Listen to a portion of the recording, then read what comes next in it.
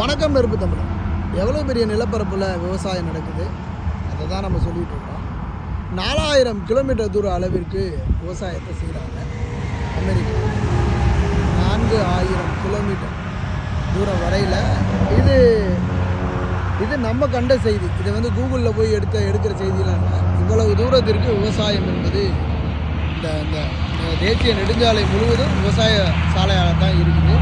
இதை தேசிய நெடுஞ்சாலைன்னு சொல்ல வேண்டாம், விவசாய சாலை அப்படின்னு சொல்லலாம். அவ்வளோ பெரிய நிலப்பரப்பு. இதெல்லாம் இன்றைக்கி நவீனமயமாக்கப்பட்ட கருவிகளை கொண்டு, இயந்திரங்களை கொண்டு இதில் தானாக தண்ணி வரும். அப்படியே தண்ணி எந்தெந்த பகுதிகளுக்கு தேவையோ அந்த தண்ணியெல்லாம் அடிச்சுக்கும்.